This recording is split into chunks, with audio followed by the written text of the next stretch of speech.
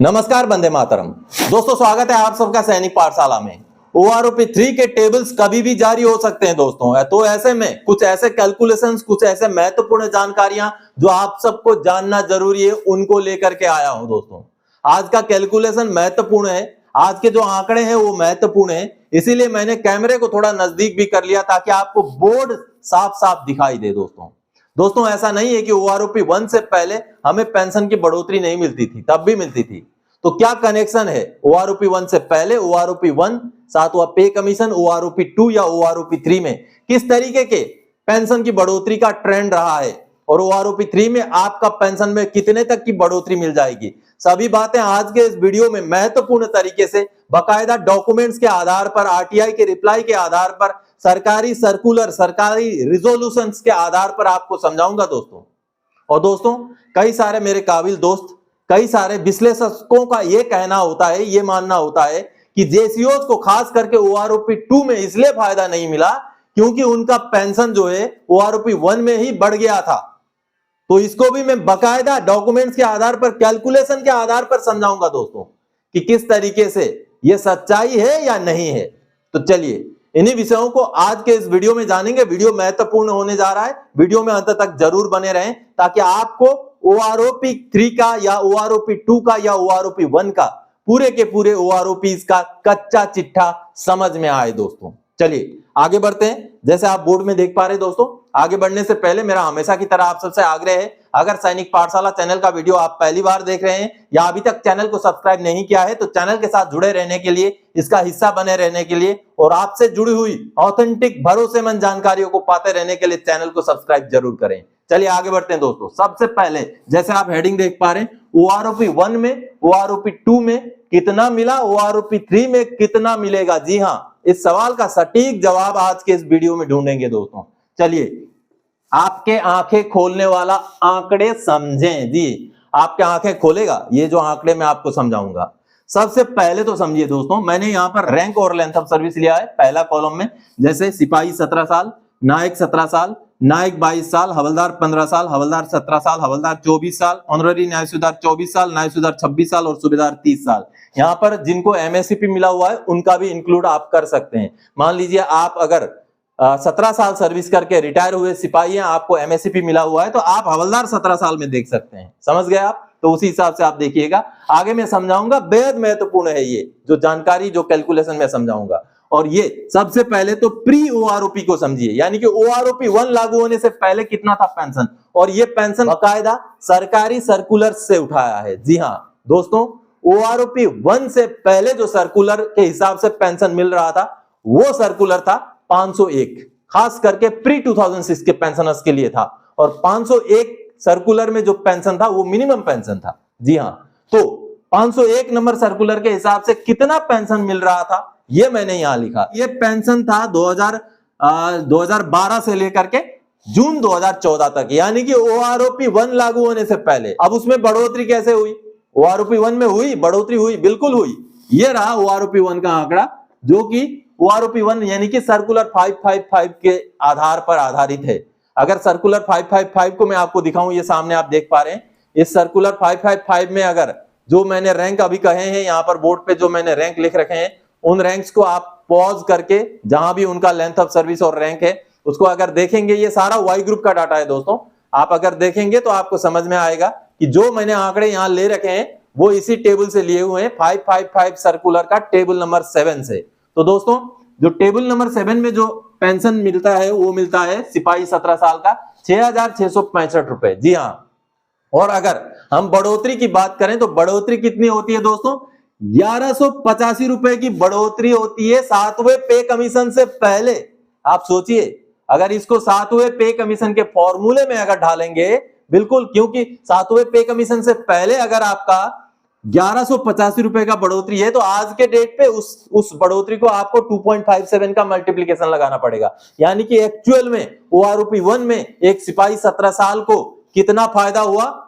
501 circular और OROP 1 का circular के बीच में जो गैप है उसको एक्चुअल आज के डेट का अमाउंट के हिसाब से का आप कैलकुलेट करेंगे तो 1185 का 2.57 का फॉर्मूला, यानी कि 3046 रुपए का फायदा ओआरओपी 1 में मिला है एक सिपाही 17 साल वाले को। समझ गए किस तरीके से ओआरओपी 1 में फायदा मिला था, काफी मिला था। ओआरओपी 2 में भी मिला है, लेकिन कैसे मिला है, क्यों मिला, वो भी आपको समझाऊंगा। ओआरओपी 3 में कैसे मिलेगा वो भी आपको समझाऊंगा। देखिए अब उसी हिसाब से अगर नायक 17 साल की बात करें तो उनका पेंशन ओआरओपी 1 में बन जाता है 7,170, जो बढ़ोतरी है 1,603 रुपए की, काफी बढ़ोतरी है। और उनका कुल बढ़ोतरी आज के डेट में अगर 2.57 करें तो 4,120 रुपए की ओआरओपी 1 में बढ़ोतरी मिला है नायक 17 साल वाले का। सोचिए, यानी कि जो टीएस नायक हैं उनको। और आगे दोस्तों नायक 22 साल की अगर बात करें तो उनकी बढ़ोतरी है दोस्तों, उनका पेंशन 7,170 ही था। देखिए यहां पर जो विसंगति है वो देखिए, 17 साल का नायक का भी ओआरओपी 1 में 7,170 रुपए और 22 साल के नायक का भी 7,170 रुपए। ये विसंगति देखिए कितना बड़ा विसंगति है। चलिए उसको छोड़ दीजिए, 571 की बढ़ोतरी और उसको 2.57 करेंगे तो 1468 की बढ़ोतरी। तो इसी हिसाब से रैंक दर रैंक अगर हम बढ़ोतरी की बात करें तो हवलदार 15 साल सर्विस वाले को सबसे ज्यादा ओआरओपी में बढ़ोतरी मिली थी, वो थी 5,780 का। अब ये 5,780 नहीं था, इसको मैंने 2.57 का फॉर्मूला लगा के 5,780 बनाया है, क्योंकि एक्चुअल बढ़ोतरी था 2,249 रुपए का। आप सोचिए 2016 से पहले अगर बढ़ोतरी 2,249 का था तो वो काफी बड़ा बढ़ोतरी था दोस्तों। आज से कितने साल पहले, 10 साल पहले की बढ़ोतरी है। आज से 10 साल पहले अगर 2,249 रुपए की बढ़ोतरी है तो वो पैसे के वैल्यूएशन के हिसाब से भी काफी बहुत बड़ी बढ़ोतरी है वो। और दोस्तों अगर उसको 2.57 लगा दें तो 5,780 की बढ़ोतरी। इसी हिसाब से हवलदार 17 साल यानी कि जो एमएससीपी हवलदार लेके आए हैं सिपाही, उनकी बात करें तो 4,719 की बढ़ोतरी। हवलदार 24 साल में 1,113 की बढ़ोतरी। और दोस्तों ऑनरेरी नायब सुधार में 245 रुपए की केवल बढ़ोतरी। और दोस्तों नायब सुधार 26 साल सर्विस वाले में 967 की बढ़ोतरी और सूबेदार 30 साल वाले में 1851 की बढ़ोतरी। देखिए कहते हैं ना, सूबेदार नायब सूबेदार जो जेसीओज हैं उनकी ओआरओपी 1 में बहुत ज्यादा बढ़ गई थी, जिस वजह से ओआरओपी 2 में कम फायदा मिला। आप देखिए ओआरओपी 1 से पहले ही वो लेते थे 11,970। अगर एक वाई ग्रुप के सूबेदार 30 साल की बात करें तो ओआरओपी लागू होने से पहले उनका 11,970 हुआ है। ओआरओपी 1 में उनका कितना हुआ, 12,690, महज 720 की बढ़ोतरी थी। और उसको अगर 2.57 के फॉर्मूले से करें तो 1,851 रुपए की उनकी बढ़ोतरी थी।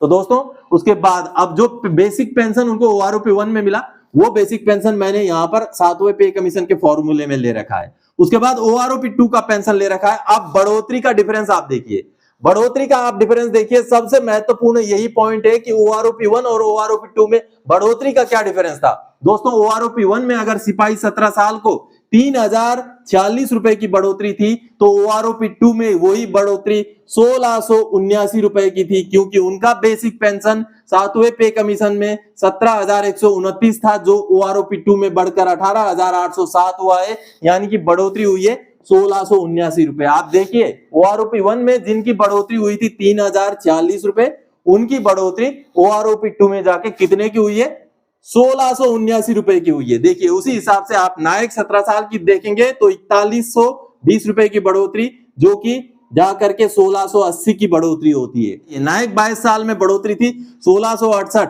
1,468 और ये 2,817 हुई है। 2,817 क्यों हुई है अब समझिए, इसमें बढ़ोतरी ज्यादा हुई है। ओआरओपी 1 से ओआरओपी 2 में बढ़ोतरी ज्यादा हुई है, लेकिन क्यों हुई है, क्योंकि आप यहां देखिए 17 साल वाले का भी 7,170 था, 22 साल वाले का भी 7,170 था। यहां पर बढ़ोतरी कम हुई थी नायक 22 साल वाले की, जिस वजह से आगे जाकर के ओआरओपी 2 में 2,817 की बढ़ोतरी हुई। अब मैं आपको दिखाना चाहूंगा ओआरओपी 3 की बढ़ोतरी। अब देखिए दोस्तों ये रहा ओआरओपी 3 का बढ़ोतरी और ये 19,982 रुपए है दोस्तों। 19,982 सिपाही की 19,982 ओआरओपी 3 का पेंशन। अब इसमें बढ़ोतरी कितने की है, 1,174 रुपए की है। अब देखिए बढ़ोतरी का जो है 3,046 से कम होकर के 1,679 हुआ, 1,174 हुआ ओआरओपी 3 में बढ़ोतरी। ये एक्सपेक्टेड आंकड़ों के हिसाब से है दोस्तों। आगे 1,193 की बढ़ोतरी, आगे 1,275 की बढ़ोतरी, 1,275 की बढ़ोतरी, 1,218 की बढ़ोतरी। आप अपने रैंक के हिसाब से चेक करते जाइएगा, यहां भी 1,218 की बढ़ोतरी। आगे दोस्तों 1,350 की बढ़ोतरी, 1,350 की बढ़ोतरी, आगे 1,450 की, 1,450 की बढ़ोतरी और आगे 700 रुपए की बढ़ोतरी और आगे 825 की बढ़ोतरी, और ये बढ़ोतरी भी इसके साथ है, केवल इसके साथ है। अगर इसके साथ कंपेयर करेंगे ओआरओपी 1 के साथ, तो अभी भी घाटे में ही दिख रहा है जेसीओज का सौदा। तो चलिए अब मैं सबसे पहले तो समझाता हूं दोस्तों कि मिनिमम पेंशन और मैक्सिमम पेंशन का जो डाटा मुझे दिया गया था आरटीआई में, उसमें कितनी बड़ी गड़बड़ी है। सबसे पहले मैं आपको दिखाना चाहूंगा ओआरओपी 2 का जो डाटा मुझे रॉ डाटा दिया गया था आरटीआई के हवाले से, ये सामने जो आरटीआई देख पा रहे हैं। अभी इसका मैं आपको सूबेदार का एक डाटा दिखाना चाहूंगा दोस्तों। सूबेदार 30 साल सर्विस वाले का आपको नीचे ले जा करके इसमें दिखाना चाहूंगा। आप अगर सबसे नीचे ये देखिए, यहां पर अगर आप ध्यान करें तो सूबेदार का सबसे जो है मिनिमम पेंशन क्या लिया गया है रॉ डाटा के हिसाब से, 30 साल सर्विस वाले वाई ग्रुप के सूबेदार का 26,400 रुपए, और मैक्सिमम क्या लिया गया है 29,400 रुपए। अब दोस्तों आपने देखा ओआरओपी 2 में एक 30 साल के सूबेदार का वाई ग्रुप का मिनिमम जो पेंशन है 26,400 और मैक्सिमम निकला है 29,400। अब इसको अगर हम पेमेंट में कन्वर्ट कर दें तो कैलकुलेशन कैसे निकलता है मैं समझाता हूं आपको। यहां साइड में कैलकुलेशन भी दिखाता हूं। इसको अगर हम 26,400 का डबल हम करेंगे तो उसको रिकॉनेबल एमोलुमेंट्स बोलते हैं। अब उसमें से अगर हम 5200 रुपए माइनस कर देते हैं, ये 26,400 का डबल यानी कि 52,800, उसमें 5200 रुपए एमएसपी उसको माइनस करते हैं तो बेसिक पे कितना बनता है, बेसिक पे बनता है 47,600 रुपए। और मैक्सिमम की वही बात करें तो मैक्सिमम पेंशन कितना था 29,400 था सूबेदार का। 29,400 से अगर हम 2 से उनको गुना करें तो उसका रिकॉनेबल एमोलुमेंट बनता है यानी कि 58,800। उससे अगर हम 5200 यानी कि एमएसपी माइनस करें तो बेसिक पे बनता है। बेसिक पे बन रहा है 53,600। यानी कि कहने का मतलब है, पीसीडीए का जो जवाब है उनका कहने का मतलब है कि 2018 में जो सूबेदार वाई ग्रुप के रिटायर हुए थे उनमें से सबसे कम पेंशन लेने वाले, पेमेंट लेने वाले थे 47,600 रुपए पेमेंट था उनका, और सबसे ज्यादा जिन्होंने लिया उन्होंने लिया केवल 53,600 रुपए। तो चलिए मैं आपको एक रिजोल्यूशन, 7वां पे कमीशन का रिजोल्यूशन दिखा के समझाना चाहूंगा इस मैटर को, उसको देखते हैं। दोस्तों भारत सरकार का ये वही लेटर है जिसमें 7वें पे कमीशन के फौज के टेबल जारी किए गए थे, पे मैट्रिक्स के जो टेबल थे उसको जारी किए गए थे। अभी अभी आपको मैंने सूबेदार 30 साल सर्विस वाले का मिनिमम और मैक्सिमम पेंशन ओआरओपी 2 में जो निकला है उसका रॉ डाटा के हिसाब से जो बेसिक निकला है वो मैंने समझाया। मिनिमम निकला है 47,600 रुपए और मैक्सिमम निकला है 53,600 रुपए। तो इस जो टेबल जो जारी किया गया था 7वां पे कमीशन के बाद, पे मैट्रिक्स का टेबल, अब उस टेबल में ये कहां ठहरता है, कहां पर आता है वो मैं आपको समझाऊंगा। ये रहा वो टेबल, इसको मैं सीधा कर लूं पहले।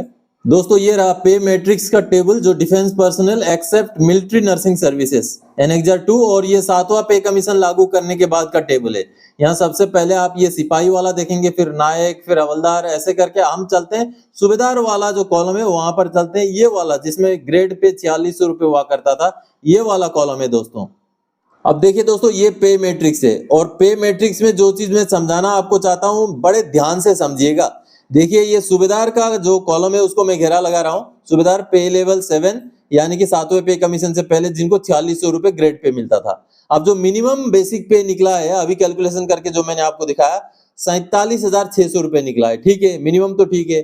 मैक्सिमम जो निकला है 53,600 निकला है। यानी कि दोस्तों ये जो डाटा दिया गया यानी कि ओआरओपी 2 दिया गया उसके हिसाब से हम बात करें तो यानी 7वां पे कमीशन में 30 साल सर्विस वाले जो भी सूबेदार हैं उनका इसका मतलब 49,000 से ऊपर में बेसिक पे फिक्सेशन नहीं हुआ है, यही कहने का मतलब है। क्योंकि 49,000 किसी का अगर 1 जनवरी 2016 में फिक्स हुआ तो 50,500 उनका जुलाई 16 में होता है। उसके बाद जुलाई 17 में 51,200 होता है, और जुलाई 18 में वो 53,600 होता है। तभी जाकर के 53,600 मैक्सिमम बेसिक पे निकलता है ओआरओपी के कैलकुलेशन के हिसाब से। तो दोस्तों ओआरओपी का जो कैलकुलेशन बोलता है यानी कि 7वें पे कमीशन में कोई भी सूबेदार वाई ग्रुप का 49,000 से ऊपर बेसिक पे में फिक्स नहीं हुआ। ये एक बहुत बड़ा सवालिया निशान खड़े करता है दोस्तों। तो दोस्तों ये एक सोचने वाली बात है कि सूबेदार वाई ग्रुप जिनकी सर्विस 2016 में लगभग मान लीजिए 27 साल या 28 साल थी, उनका बेसिक केवल 49,000 ही था मैक्सिमम जिन्होंने बेसिक लिया है। तो ये कहीं ना कहीं सोचने वाली बात है। तो इस तरीके के विसंगतियां ओआरओपी 3 में नहीं होनी चाहिए दोस्तों। हालांकि ओआरओपी 3 का टेबल बहुत जल्दी जारी हो जाएगा और हम OROP3 का टेबल विसंगति रहित चाहते हैं दोस्तों। तो दोस्तों आज के इस वीडियो में इन्हीं एनालिसिस के साथ आया था। आगे और कोई जानकारी आपसे सरोकार रखने वाला विषय लेके मैं फिर से हाजिर हो जाऊंगा। तब तक के लिए जय हिंद दोस्तों।